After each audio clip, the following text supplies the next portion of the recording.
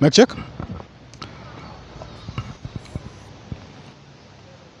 Members of media houses present today, fellow revolutionary comrades, great men and women of this country, vibrant, patriotic, hardworking youth of this nation, revolutionary greetings.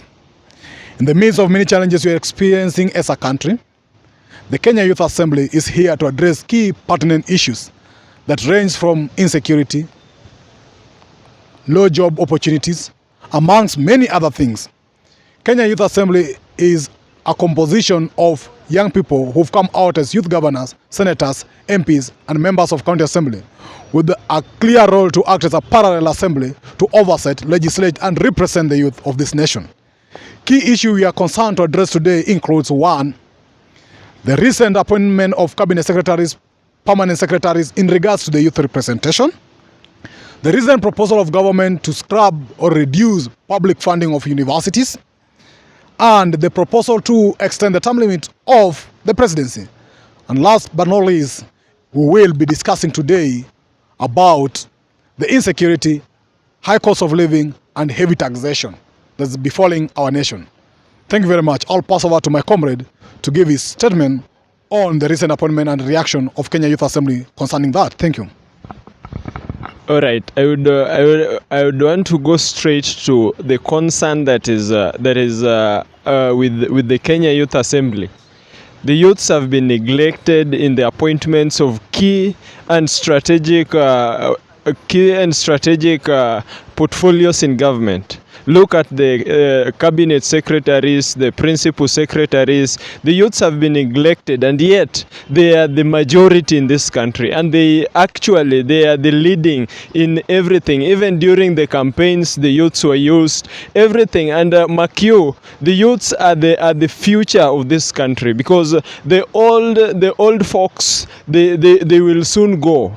Their time is limited compared to the youths, and therefore we are calling on the government to at least have an eye to the youths, because they have the future with them, and they have to build that future for themselves. The old may not look into the future, but the youth, they have the future at hand, and therefore we are calling on the government to look on the youths, the county governments and the national governments. We are calling on them to relook into their appointments, because the youth are very key. The youth are needful, because without them, this country will not have a difference. Without them, this country will not go forth. They have been there, and we have seen, and we always appreciate the steps they have made. But it is a time that we also have to come in and start making impacts that will be long lasting and will be future oriented. As the youth, we are calling on the national government, the county government, the national assembly, the county assembly, to consider this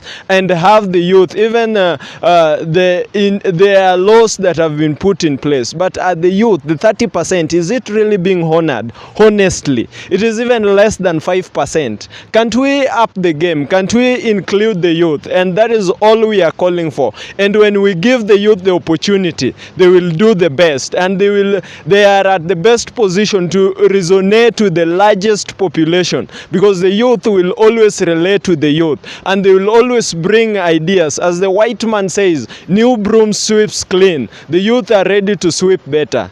Thank you. Revolutionary greetings, fellow KYA members. My name is Chibeka Matara. I'm here today to represent the youth in the challenge of public universities funding. As it is now, education is still not affordable. It is still not accessible to all youth for higher education. We would like to make a recommendation for the government to actually increase the disbursement of the HELB loan. We would like you to increase the amount that is already being given out to most people that need the public funding. As it is now, it's still not affordable to access education in this country. As a government that campaigned on getting equitable education to everyone, it is still not achievable, and on hints of not funding these students that wants to get to higher education, I think it is very unfair, and we should revise that and look into the matter. Thank you. Revolutionary greetings. Viva comrades. Viva comrades. Oh, my name's Maube Victor. I want to contribute about the cost of living in this country. The cost of living has really gone very high. Na kila mtu anaweza kubaliana na sisi kwamba maisha ya Kenya saa hii, actually those people living in the cities and towns, it's really hard for them to make it, to put food on the table. So when we have the kind of basic commodities, the prices going up each and every day without consultations of the main stakeholders, it's really wrong for a country, for a government to do that to its people. Kwa hivyo kuna hii mambo ya cost of living, tunaomba kwanza serikali tafadhali, hata ukienda hospitali, you have to be given something like a painkiller to relieve the pain before you wait for the actual treatment. Kwa hivyo sasa tunaomba ya kwamba maisha ya Kenya imekuwa ngumu sana. Hata tumeona crime iko kwa street all over. People are being mugged each and every time. Why? Because the cost of living is very much high and people cannot stay without feeding their stomachs. Kwa hivyo tunaomba serikali, kama lazima bei ya bidhaa ziweze kupanda, we have to review what we call the labor laws of this country. The minimum wage in this country cannot sustain the current economic standards and the current economic situation in this country. Paka juzi Kawangware tumeona wanapeana notice ya kuongeza maji. If you can add something like water, which is a basic need, unaongeza bei ya maji. Sa hiyo rent ndio hiyo inaongeza, mafuta ndio hiyo, transport people cannot even afford. Ukitembea kwa hizi mitaa zetu unapata watu wanatembea kwa miguu kwa sababu they cannot afford transport. So the cost of living in this country has gone very much high and it's very much unrealistic. Hii mambo ya unga, hauwezi ukanunua unga 2 kgs more than 200 shillings. A parent who lives in Mathare, mwenye anaishi Kibira, mwenye anaishi Kawangware, mwenye akona watoto 6, 2 kgs cannot even sustain a whole day. Alafu unapata analipwa shilingi 500. So hiyo inamaanisha kwamba hajalipa rent, anunue chakula, breakfast hujaweka, na bado school fee inafaa kulipwa. So to reiterate what my sister said about education, tuliona CS wa education anasema kwamba wanataka kutoa ile funding ya public universities. As the funding stands, for public universities to run in this country without any problems, they need around 84 billion shillings. 84 billion shillings, they are being funded with around 50 billion shillings. And then a CS who has not even settled in office comes out and says we are going to cut that 50 billion funding yenye tunapeana kwa universities. Without education, this country cannot be equal. Education peke yake ndio inafanya mtoto wa maskini na tajiri wakae kwa meza moja under what we call idea based discussions. So kwa hivyo mkitoa masomo kwa kalenda ya Kenya, inamaanisha the levels of illiteracy are going to be very high. And when the levels of illiteracy are very high, who are you going to employ? Because the minimum requirement for you to be employed in this country saa hii imefika kwa degree. Kila kazi inaforwardiwa kwa WhatsApp groups, unasikia bachelors in this, bachelors in this. The minimum is a diploma. Alafu unataka kunyima mtoto wa maskini nafasi ya kwenda shule. Hatutakubali masomo kwa hii nchi ikuwe ya matajiri peke yake. So the cost of living must come down. The president should stop promising heaven and come to the reality. Hii mambo ya kutuambia Kenya itatengeneza smartphones in 8 months. Smartphone yenye ita cost less than 5,000 shillings. Wakenya wanaweza afford smartphones kwa sasa, wako nazo. Sasa tunahitaji chakula. Chakula ni expensive sana, watu hawezi afford. The levels of unemployment are very high in this country. If you don't die by accident in this country, you will die by being mugged in the street. If you will not die by being mugged in the street, utaenda hospitali utakufa kwa sababu ya kukosa matibabu. If you don't die in the hospitals, you will find yourself dead out of stress and stroke that will get you out of the strain and stress of this life. Kwa hivyo sisi kama Kenya Youth Assembly, we are bringing forth a discussion in this nation. And the discussion should be about governance. Young people must come forth Young people must be given opportunities in the government so that we can debate about issues that affect us. Na vijana, hii ndio time yetu sahi tuamke, tuanze kuwa active kwa mambo ya governance kwa hii country. Thank you so much and may God bless you. Comrades Power. Power. Comrades Fever. Viva. My name is Abdurrahman, Chinese. I would like to strengthen about the issue of the drought. The drought in some parts of the country have resulted the increase of resource-based conflict among the different pastoralist communities. The conflict dynamic between the Samburu and the Pokot has changed, both in the pastoralist herders and rangers between the counties. As the dry season progresses, the human-wildlife conflict have also resulted increased tension among the herders and the rangers as pastoralists. Due to resource-based conflicts between the Samburu and the Pokot communities, the presence of armed groups hinders the access of grazing areas. Instances targeted raids and structured property were often reported as a resource-based conflict, highlighted especially during this dry season. The clashes are as a result of unlimited pasture of for the livestock, depleted water resources, and traditional cattle wrestling among the communities. We therefore urge the President to take action and to turn his words into action that he recently promised the communities, the pastoralist communities. We are in a situation whereby the country is deploying forces to the DRC Congo, and our people are dying due to unraid or unarmed civilians. I also request the communities, I also want to inform that the communities are facing challenges currently, and we urge the President to take his words into action. And I also request the humanitarian department come into this matter, work closely with the community, and serve the community needs. With that, I will hand over the microphone to Comrades Power. Power. They say that if young people come together, the future is luminous. We are here together to make that future luminous. A nation that does not factor its youth in leadership is a nation that is headed nowhere. Our number and voices cannot be undermined. Education has been privatized, literally privatized, by even introducing a CBC that is more of cost expensive to the parents. And I'll advise either the committee that is reviewing the CBC, the only problem with the CBC is the cost. And that cost must be taken back to the government, not to us as the parents. The benefit of education is to a society and a community, not an individual who is educated. And therefore, the individual must not fund his own education, where the benefit of that education is for the society, the community, and a country. When one is educated, he can be employed, he will pay tax to the government. Why should the government tax that person to fund his own education?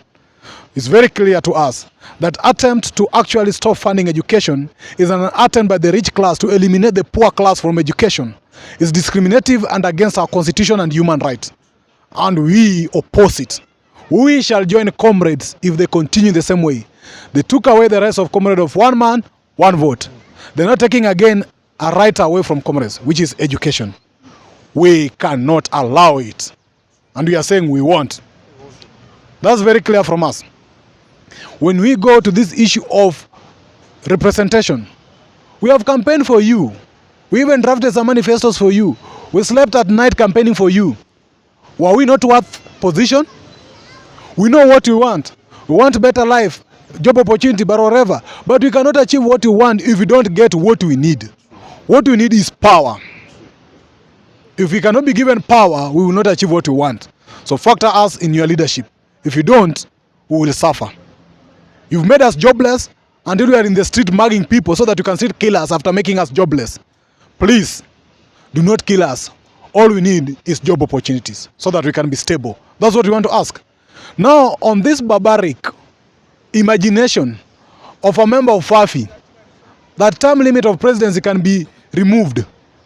We want first of all to call upon the youth and resident and constituents of FAFI to come and initiate a recall clause to their lost MP who is found in parliament, maybe mistakenly.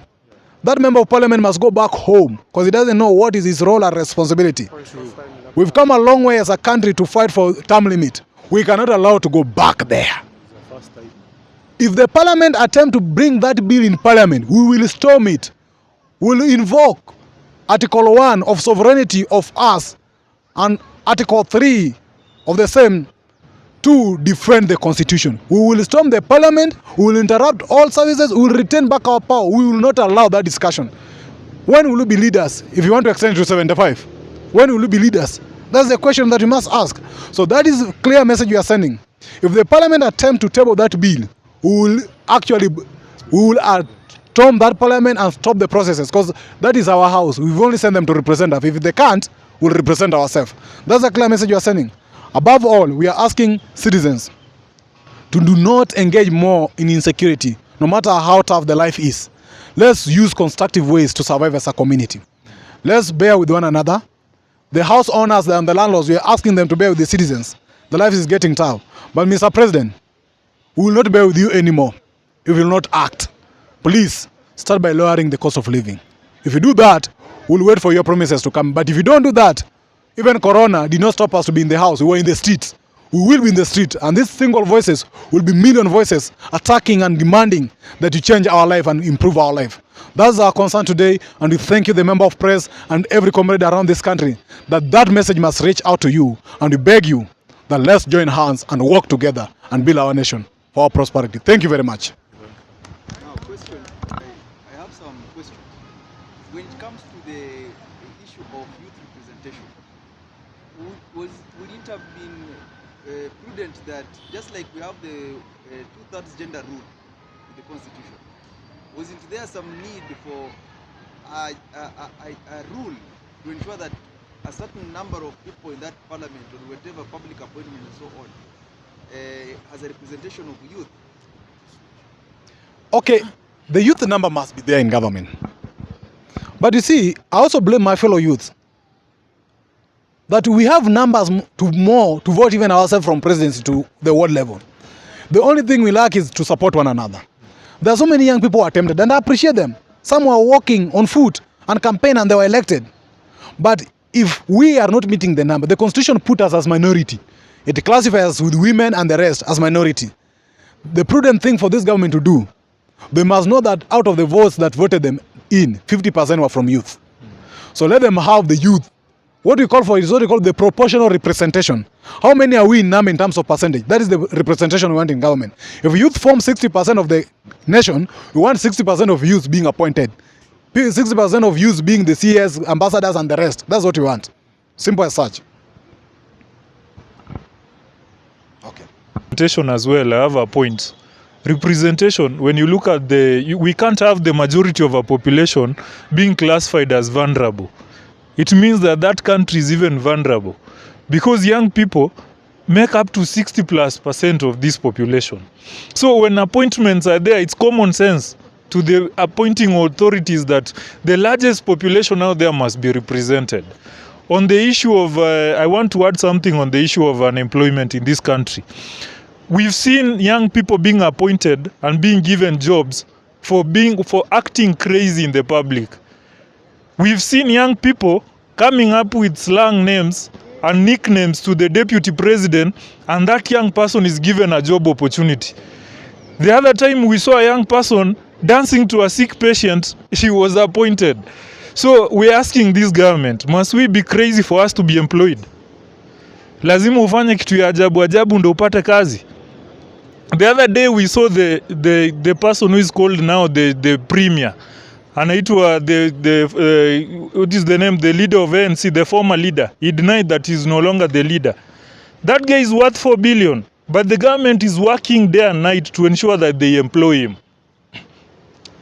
If they can create a position that is not constitutional and employ somebody who is a billionaire, it means that it's very much possible to create jobs for millions and millions of young people in this country. So we are urging the government to stop joking and to give young people jobs. If they are not going to honor this, they shall be seeing us regularly in these streets. Tutakuwa hapa, tutakuwa tunatembea the whole day since we are idle, we don't have the work to do until they give us the jobs. Thank you. On the question about youth representation, I want to talk basically about Nairobi. And I would love to address Governor Sakaja, because the residents of Nairobi, 90% of them are below 35 years old. 90% of them are educated people who are looking for greener pastures right from their rural homes into this city. And it is very painful to say that there is none of them that is considered. The world is going digital and things are changing. Somebody who was a leader in 1989, he cannot deliver in the current times, because those two times are different, very different. And the constitution talks of 30% representation from the youth. But look, among the CS, there was nobody who is a young person. There was no youth. And if there is, they are quitting the youth in a year's time. They will never be youths. Look at the Nairobi leadership. Look at the PSS. I don't know whether there would be CSS again, because it is unconstitutional. And even if it will be, we are calling on the government to at least consider the young people. They have the future at their hands. They will be working considering their 20 years to come, their 30 years to come. Because a youth who is 30 today, he's sure he would be present in the next 30 years. But somebody who is 64 today, does this person have any plan of 30 years to come? These people are just looking for what to eat today and to provide luxury to their families and to amass a lot of wealth, and there is nothing they are going to deliver to your government. Even the hustler narrative, it was coded among the youth. It was really resonating with the young people. But look, what are you delivering? It is quite obvious that you don't have any thought about the youth. It is quite obvious that you have nothing to do with the youth. And we are calling, if you could revisit the CSS, at least create a single, or if you do 3, we are not calling for much, only 3 positions for people less than 30 years. So that at the end of this government, he will serve as a youth until the end of this government, not somebody who's 34. That would be mocking us. 34, and you are calling yourself a youth. In 2 years' time, utakuwa wapi? You'll never be a youth. Take some, and they are able. These people are able. We have competent youths. We have qualified youths. I myself am qualified to hold any position and to bear the burden of this country of creating job to my fellow youth. To bear the burden of representing the majority in this country. And that is our concern. At least the PSS, we can have 10. It is not much. We can have 10. And even if not 10, let's do 5. We have 5 PSS who are less than 30. We would be a different country in Africa. The other countries, we've seen countries taking young people to be prime ministers, young people to be CSS, young people to hold serious level of leadership in this country, and they are making better decisions, and that is why they are called first world. How will we develop Kenya if we are not employing the majority? And that is our concern. Give the youths an opportunity to lead. The salaries, our youth also enjoy the salaries. There is a lot of push on taxation. The youths will be taxed, and who will this money benefit? The old, who will soon die. It's obvious everybody will die. Even the youth at times they will die, but they have a longer life compared to the old people. Consider the old, consider the young, consider the youth, especially below 30. That is all we call for. Thank you. I'm Austin Amimo.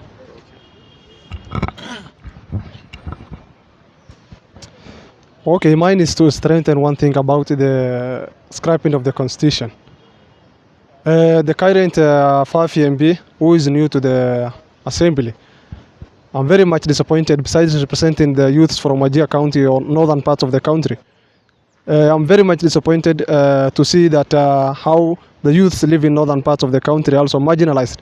They are especially where you come from, the 5 MB. The youths there are facing a lack of employment. There is a lack of education, poor quality of education are facing also there. The other thing is the insecurity cases faced in northern part of the country. I'm very much disappointed to see that someone coming from northern part of the country thinking of scrapping of the constitution as early as now, when his communities, when his citizens, when his youths are facing a lot of challenges. There's a lot of drought in northern parts of the country are facing. There's a lot of drought the pastoral communities are facing. We never thought such leader will come with such idea to say that it will be scrapped. There's an idea of scrapping the constitution. Is he aware that the Article 142 of the constitution clearly states that the president term is only 2 terms, which is 10 years? We are very much disappointed as youth of the country. I am very much disappointed, by the way, coming back from northern part of the country, seeing that such a leader uttering such words. With that, Band. Swali yangu ni moja tu. Ukipea vijana loan wanunue pikipiki 5, waende waongeze kwa zile pikipiki zenye ziko huko zenye zinang'ang'ana na kusurvive. Swali ni hizi pikipiki 5 sizitenda kuwa zile pikipiki zingine zenye ziko kwa street? Mbona usichukue hiyo 50 billion uende ujenge industry Kisii huko ya banana, uajiri vijana 500 huko, waunde banana juice, banana wine, banana whatever huko, na wapate permanent job huko. Ndio apate salary, huyu mtu wa pikipiki mbebe na lipe mtu wa pikipiki pesa. Wewe unaenda unachukua hustler fund, unaenda kupea mtu, na nimeona sasa hivi wameweka atusipolipa unapigwa fine ya 10 million. Sasa wewe mwenye huko hata na kazi, umepewa hustler fund ya 100,000. Umenunua pikipiki imekuwa mingi, umeshindwa kupata hiyo pesa. Unapigwa fine ya 10 million, unatoa wapi? So, Mr. President, umejua yenyewe uliongelea mambo na hustlers. But tafadhali chukua hiyo 50 billion yako, enda huko Meru, tafuta industry huko, jenga industry huko kubwa, vijana wapate kazi, wakulima wapate kazi, enda huko Kitui, tafuta industry ya maembe, jenga huko, wakulima wapate kazi. Lakini mambo na kutuambia tutapeana 50 billion kama loan, alafu mtu akishindwa kulipa apigwe fine ya 10 million. Na inamaanisha wewe unataka pesa kutoka kwetu ama afungwe 5 years. Umejenga jela kadhaa. Jao watu watashindwa kulipa hiyo. Mtu akipewa 100,000 leo, kitu ya kwanza atafikiria hajalipa rent ya 2 months, atoe hiyo pesa kwanza hapo. Anafikiria mtoto wake hajalipa fee, atoe hiyo pesa hapo. Apige budget ya miezi 2 ajipange nayo, je, atapata kazi atoe hiyo pesa hapo. Kwa hiyo 100,000 atabaki na 20,000. Hiyo 20,000 atafungua na biashara gani na alipe wewe na 100,000? So tufikirie. Na afanye hivyo. Mimi naomba tu peke yake hiyo pesa apeleke kwa industries. Tukijenga industry tutaajiri watu permanently na tuta increase watu wengi wenye wanaingia what you call the tax base. So tukiwa na watu wengi wenye wako kwa tax base, sisi wenye tuko hapa kama mahasla tutapata pesa kutoka kwao. Lakini unajenga mahasla wengi, wafungue makiosko mingi, wafungue pikipiki mingi, wanakuja kutegemea nani? Wanategemea wale the working class wenye wa tax, private school inangangana hapa, private hospital wanangangana nayo. Watatembea mguu akikuja tu na watapanda pikipiki. So that's the only thing I'm asking the president. Tafadhali afikirie hiyo kitu yake vizuri. Before apeane hiyo fund, aipeleke kwa industries. Si loan. Thank you.